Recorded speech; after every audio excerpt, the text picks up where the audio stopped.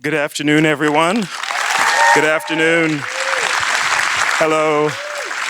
My name is Cameron Bailey. I'm the artistic director here at the festival. I am so pleased to see you all here for this very special screening of Dunkirk. And we have some time to get further insight into the film from its writer and director, Christopher Nolan.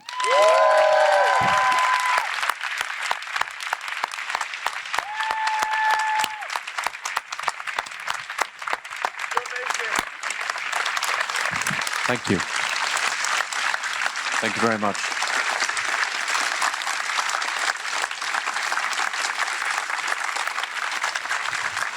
Thank you.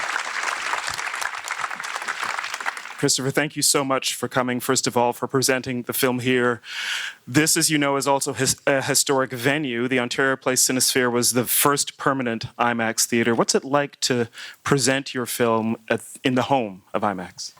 It's amazing. I was here a couple of years while it was still closed down when they were testing the first generation of laser projectors here and paid a visit.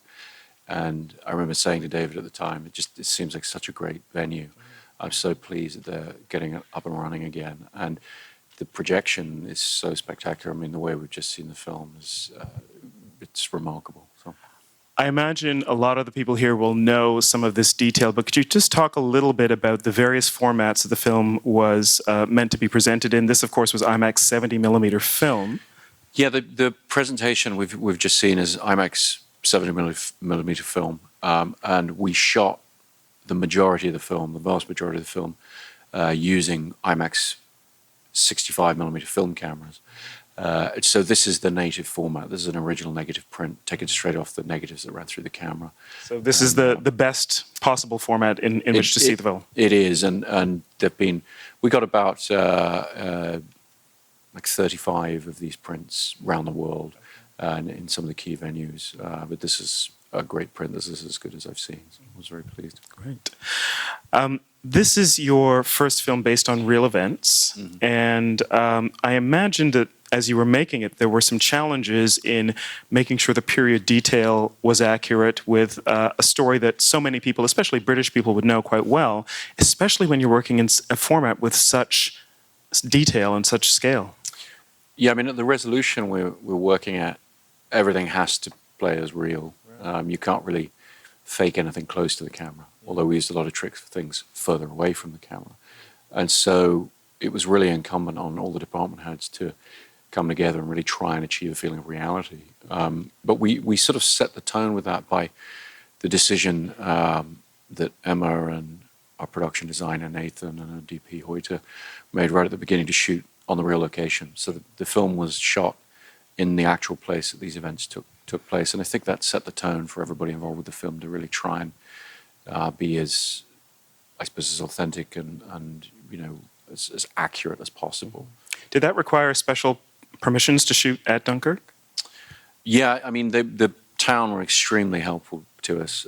They saw the value of, preserving that or getting across that important element of their history. Although it's viewed very differently by the French, as we found when we got there. But well, for them, it was the beginning of the occupation, and so the element of defeat of it is far more prevalent in their minds in the French culture than it is for British people. And it's a pretty fascinating thing to talk to local people about and explore.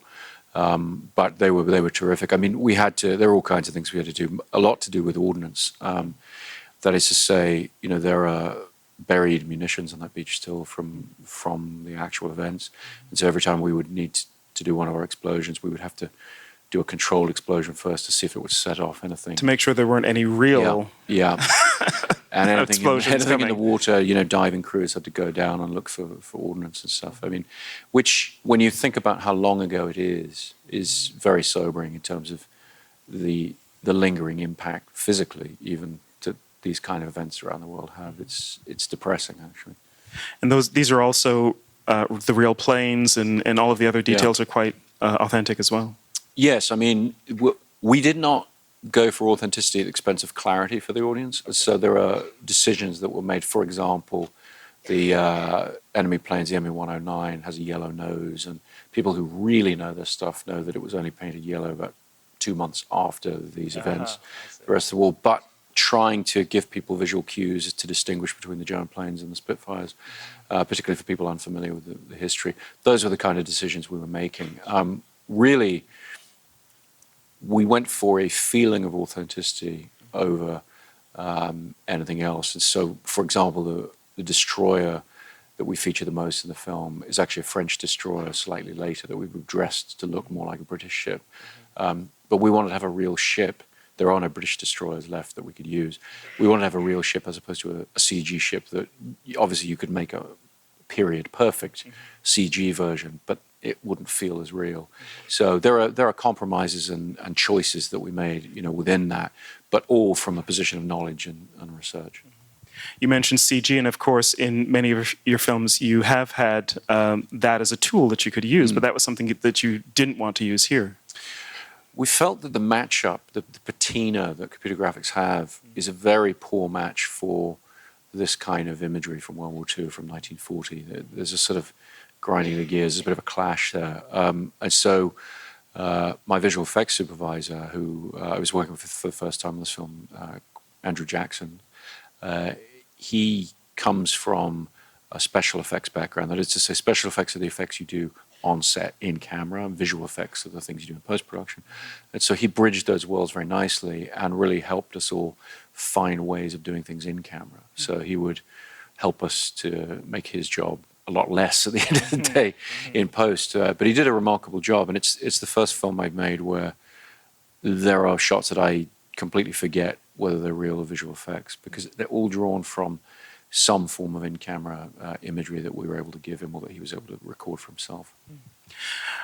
As far as I know, this is also the film where you've done the most shooting in 65 millimeter IMAX. Yeah. How did using that technology, the size of those cameras, the size and detail of the image that you're creating, how did it actually affect the design of the shots?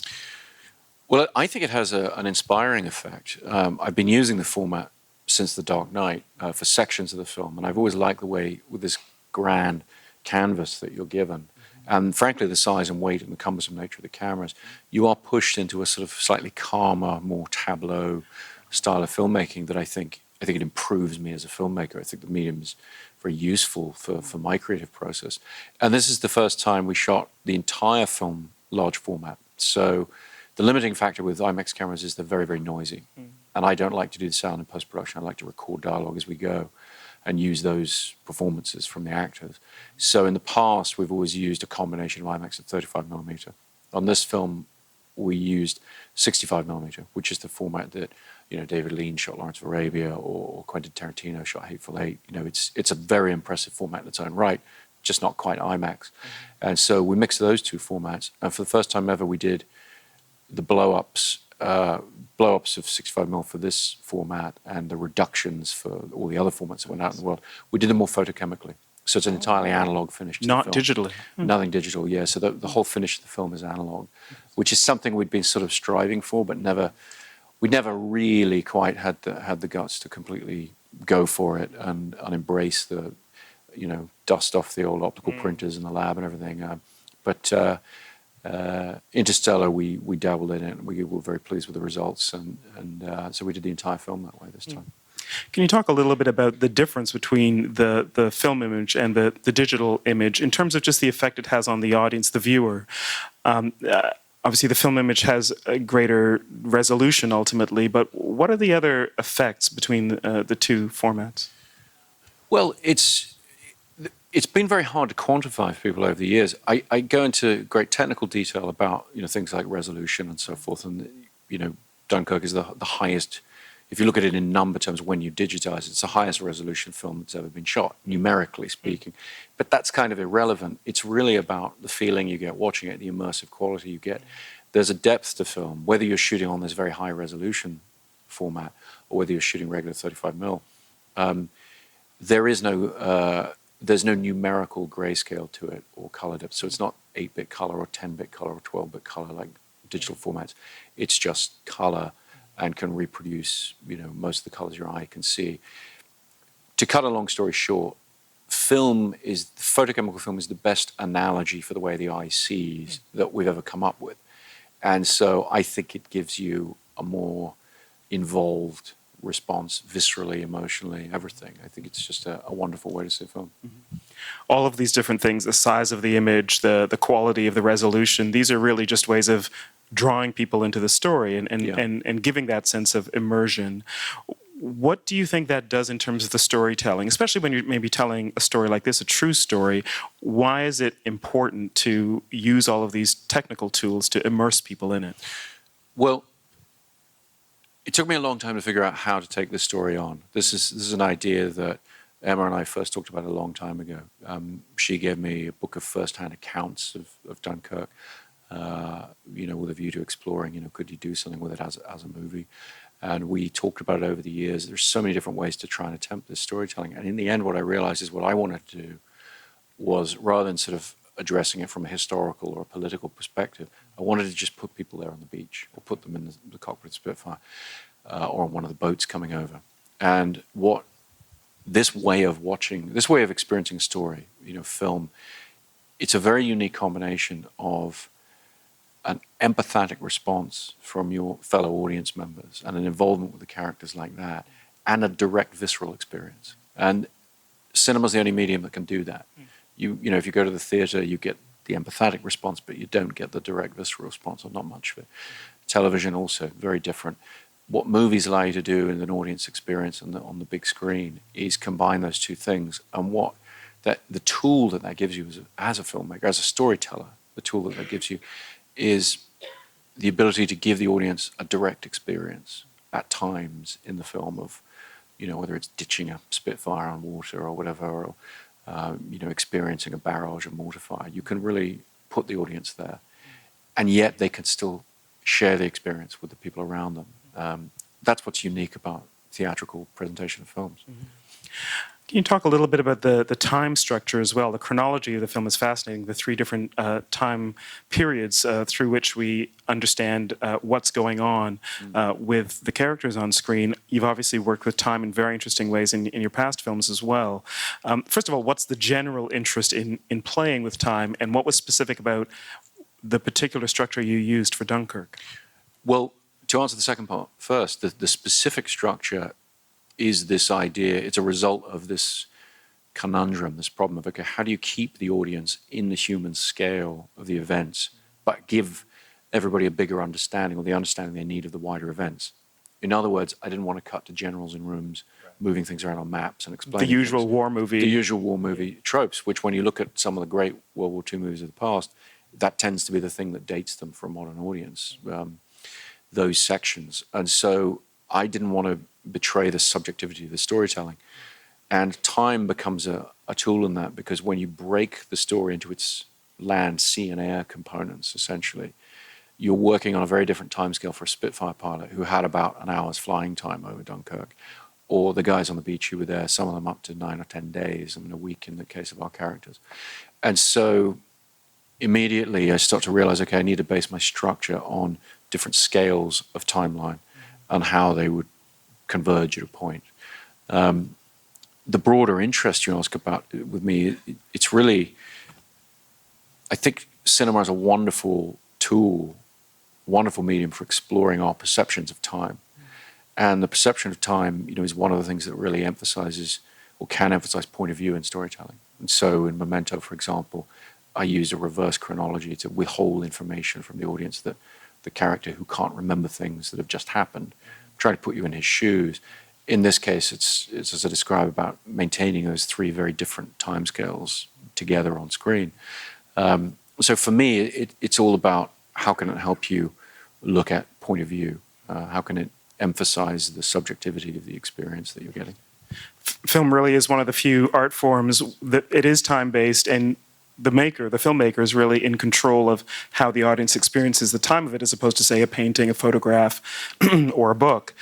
And so as you're making the film, you must be thinking about how the audience is experiencing each moment along the way, and you're working on, essentially, this is like temporally a kind of a multi-dimensional approach, because you've got the 1 week, the 1 day, the 1 hour structure, and trying to understand how audience members are going to respond to each.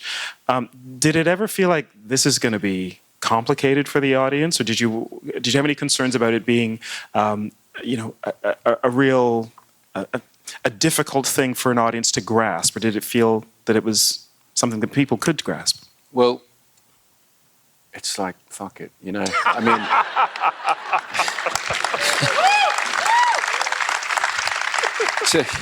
to give a slightly more sophisticated answer, it's my job as a writer-director particularly to try and be the audience for the film. And so one of the things that's worth specifying is when the first film I did, which was a film that played here at Toronto called Following, I wrote the script in chronological order, knowing that I was going to restructure it. And then I restructured the script.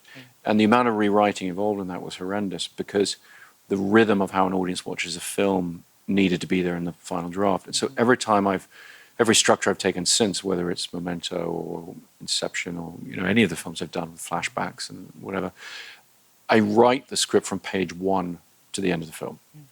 I try to be the audience as I'm writing the script. And in that way, my hope is that there are enough signifiers, there are enough familiarities to the rhythm of the piece I'm putting together that the audience can feel oriented. So even if they're confused by certain aspects, the feeling of the rhythm, in an almost musical way, is involving and sort of correct. And really, right back to the beginning of my career, I've encountered the same responses from audiences, which is people who really try and understand the structure or analyze it as they're watching it tend to get very frustrated with it and dislike the film intensely. People who kind of just let it wash over them, which is more the way I'm intending it, they tend to sort of to get it the way I intended it a little bit more. And at the end of the day, we all want to see interesting, exciting things in movies. We all want to see a story that in some way is a little bit different from what you saw last week at the movie theater or whatever. So that's what I feel. I've carved out a little freedom for myself to do that within the studio system, and I feel a great responsibility to really try and always be pushing boundaries, always trying to do something that challenges me. You're known as a filmmaker who has absolute control over every aspect technically in every aspect of the film, but one of the things I'm interested in hearing you speak about it is how much you listen to the audience, how much you try to be the audience and anticipate how they might be responding. Is there a tension at all between what you want to do as a filmmaker and what you think the audience will need or want in a certain moment? For me, there can't be, because then I'm being insincere as a filmmaker. If I'm putting something on screen that I personally don't want or believe in, that I think that somebody else will get value from, that to me is a disconnect that I don't ever want to have in my work. What I want to do is say, what do I need as a filmmaker? I talk about it as a register, like a register of language. If I know the type of film I'm making, and if it's a large scale Hollywood blockbuster or whatever, there's a particular expectation you go into as an audience member for what you're going to get. And I think the films that work the best for audiences are the ones that fulfill that, but also hopefully give you something different or challenge those boundaries a little bit. So you're always kind of in dialogue with not the audience as somebody else, but your own expectations as an audience member of what, we all go to the movies, we all go to see small films, we go to see big films. You watch them differently, you have different expectations.